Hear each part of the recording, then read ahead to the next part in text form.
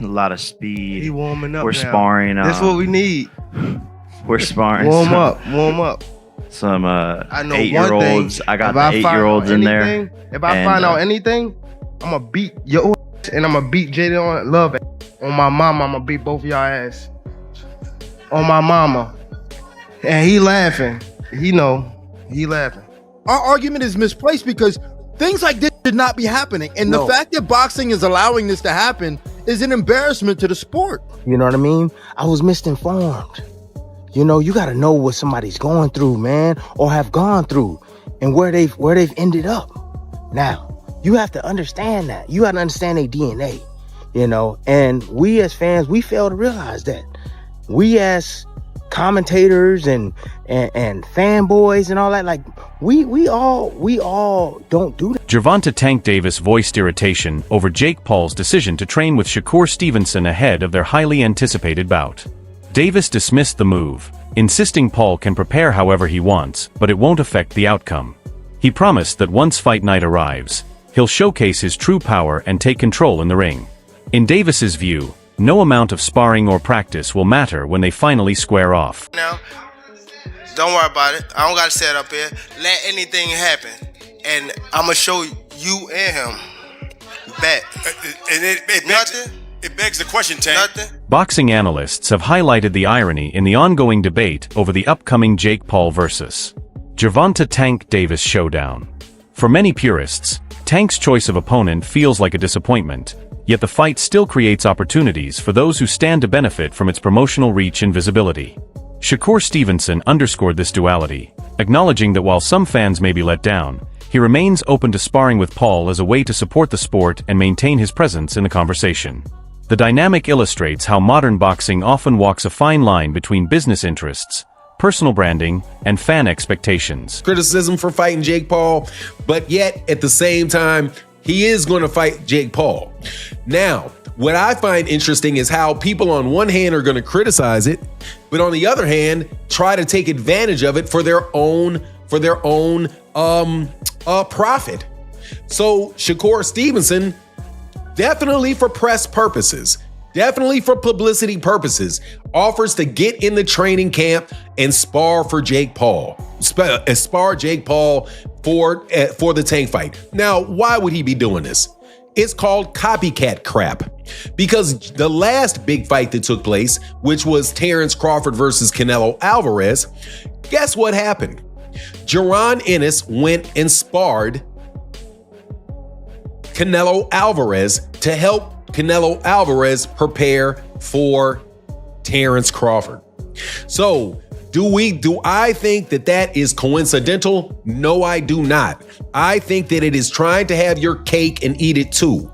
You are trying to complain and say Gervonta Davis is not a real competitive fighter, that this is a sideshow, freak show fight, but yet you want your name associated with it and you want to participate in it for your own good gain.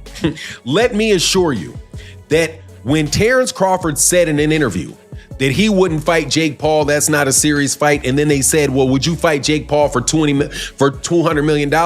And he said, I'd be fighting Jake Paul. Commentators argue that Gervonta Tank Davis's recent career decisions appear to be shaped more by financial reward than by legacy or competitive glory. His upcoming bout with Jake Paul has intensified this perception, with critics suggesting that Davis is chasing paydays rather than prestige. Observers contend that if fans want to see him against top-tier opponents like Shakur Stevenson or Lamont Roach, promoters such as Turk would need to put forward blockbuster deals on par with mega fights like Canelo Alvarez versus Terrence Crawford. At this stage, many believe Davis is motivated first by money, with his legacy as a competitor taking a secondary role.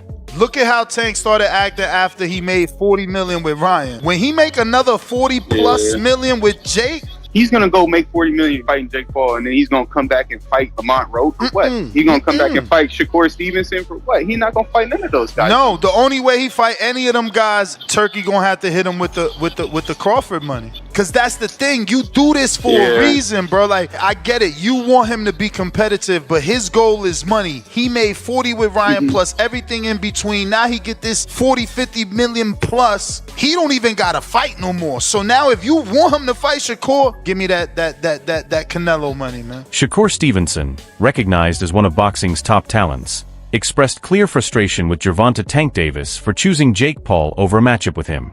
Stevenson argued that the decision comes across as dodging a real challenge, something many fans see as disrespectful to the sport. He stressed that true champions embrace difficult opponents, and selecting a crossover figure instead of a proven elite fighter damages boxing's credibility. His comments have further fueled the debate over whether Davis is motivated more by financial gain than by cementing his legacy. What do you think about the rumors of Tank and Jake fighting? Man, Tank disrespectful to the sport if he choose that over fighting with me. I'm the best fighter in the sport. I've been telling him that. He called cap on it. So if you gonna call cap and say I'm not who I say I am, come prove it. I think it's dangerous for him to go back in there and fight Lamont. I think Lamont is a hell of a fighter.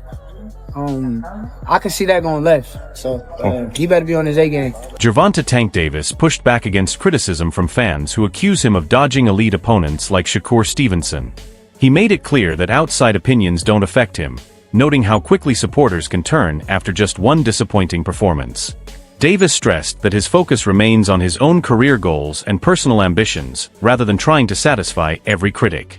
His remarks reflect a defiant stance toward public pressure and reinforce his determination to remain in control of his choices and the direction of his career. Gervonta, a lot of boxing fans aren't happy with the fact you've taken this fight rather than the road rematch, fights with the likes of Shakur, Devin Haney, Teofimo, etc.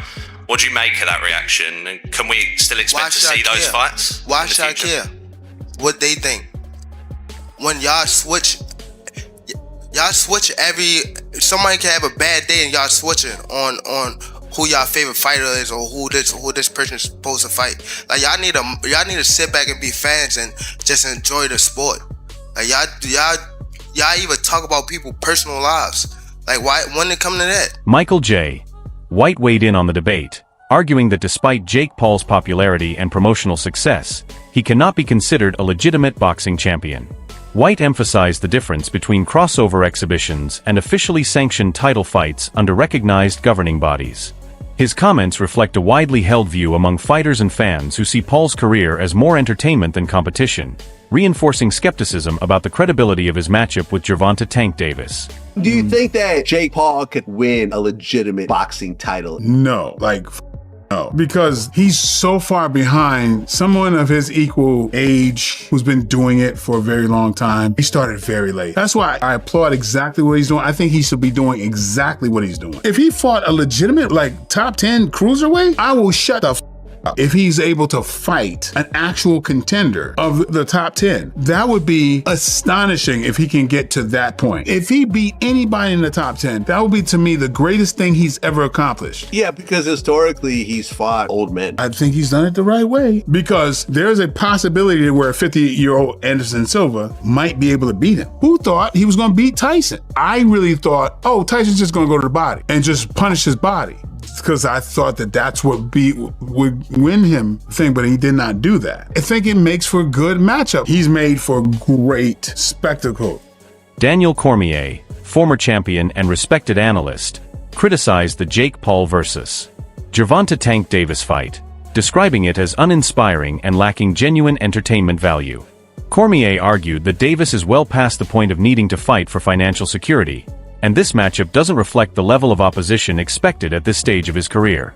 By framing the bout as dull, he questioned its true purpose, suggesting it exists more to generate online buzz and public curiosity than to uphold boxing's competitive standards. Wait, I thought it was 190. Dean, that's bad. Because you know what that tells me? That tells me that even he recognizes that he's too big for him. Yes. He recognizes that he's too big for him. I'm wondering how this even came about. It can't be that Gervonta Davis needs money. That can't be the reason why he's been a world champion so recently. How could he be broke? That's what I'm saying. Like, is he doing this for money? And then why and how is even Jake Paul doing this when no one respects it? Like, I can't think of anybody that respects this. But Jake Paul has been able to carve out and make his own lane in boxing, and I've never seen anything like it, bro. He literally, I mean, we don't know what weight class he fights in any situation. We just don't know. He kind of makes his own rules. He makes his own rules. And it seems like people are playing by those rules. I remember a couple weeks ago, the WBC and Jose Suleiman was very upset that he wasn't going to be able to put the belt on the winner at Canelo versus Crawford. That's a thing that's happened since the beginning of the time. Those guys are very powerful in boxing. But with Zuffa boxing, it was almost like that power was getting stripped away. They were very disappointed. But how can you take those sanctioning organizations seriously when they are sanctioning this? That's my point. That's my point. That's why I think that this whole thing that we have, this boxing and this MMA argument and Zuffa getting into boxing, our argument is misplaced because things like this should not be happening. And the fact that boxing is allowing this to happen is an embarrassment to the sport. Yeah, I don't understand why. I talked about this before. Like, I didn't know why they were fighting because, I mean, Gervonta Davis's last fight was at 136 pounds. Commentator Showbiz the Adult acknowledged that although the matchup is unconventional, the intrigue surrounding it is likely to guarantee massive viewership. Speculation has only grown after Gervonta TankDavis hinted that he might walk away from boxing altogether, leaving some fans unsure whether the fight will actually take place. At the same time, his heated exchanges with Shakur Stevenson on platforms like X have fueled even more drama, with both men questioning each other's skills. This blend of rivalry, uncertainty, and spectacle adds another layer of unpredictability, blurring the lines between competitive sport and entertainment. Do we think the fight is ridiculous between you and Jake Paul? Yes. Are we going to watch it? Yeah. Do we like it? Maybe. Maybe. And let me tell you why it's maybe, why it's not no, why it's not yes. It's maybe because many of us, we just don't believe it. We just don't believe the fight is real. We know it's an exhibition, but we just don't believe that you two are going to try to take each other's heads off. Other than that, it's kind of interesting. You have a 5'5" lightweight versus a heavyweight Jake Paul, who's really not a boxer with an amateur background and all that shit, but he's been knocking people out. It's kind of interesting if we know y'all were trying to knock each other's head off.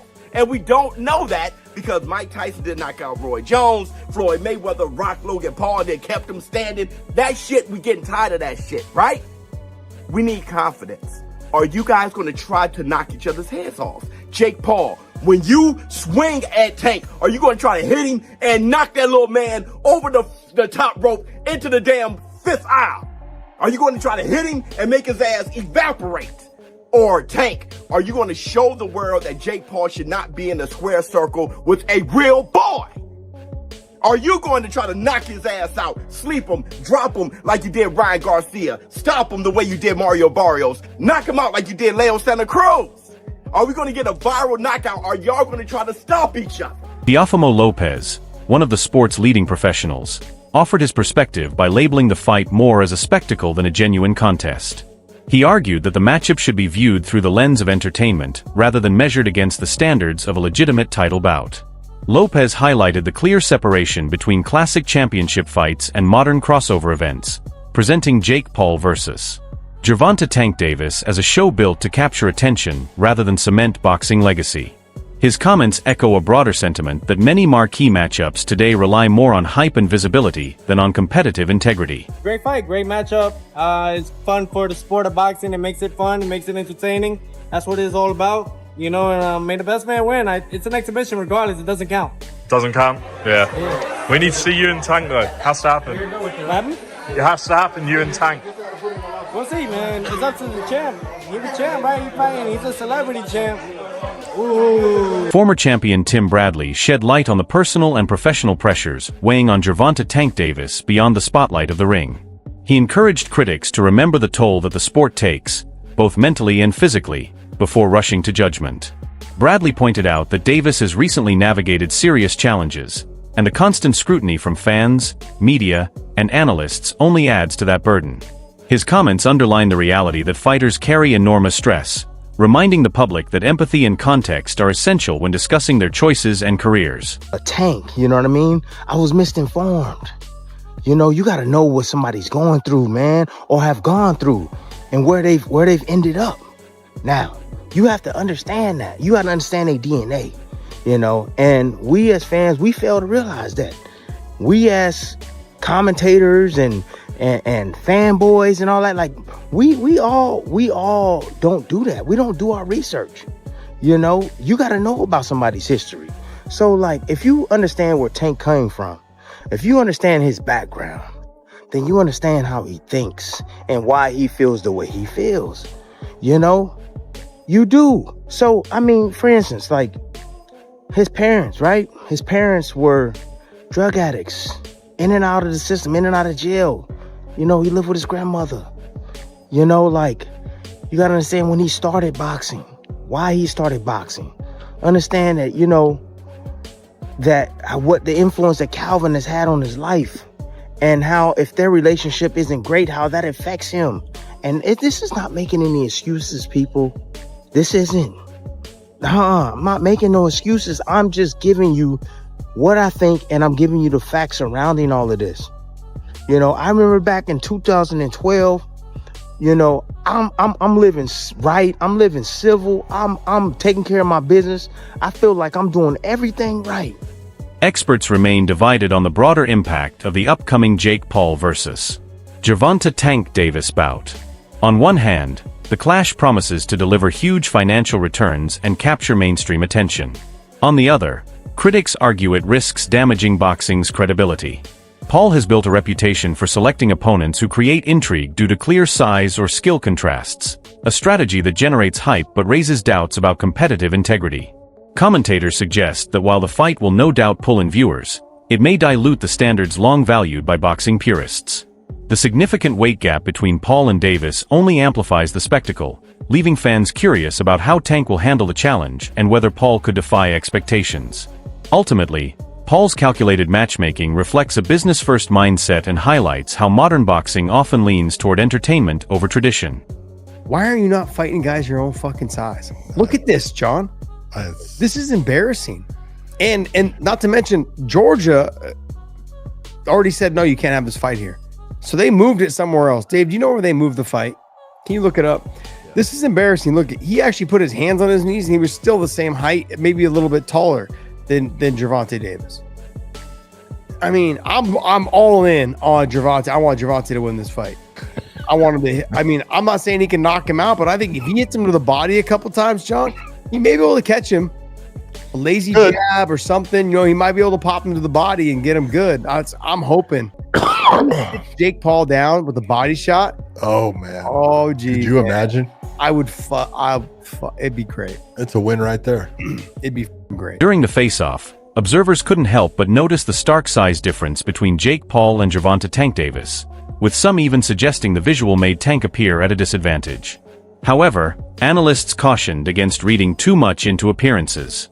They emphasized that Davis's speed, sharp technique, and years of high-level experience give him a decisive edge that Paul will struggle to overcome. Tank's accuracy and agility remain defining.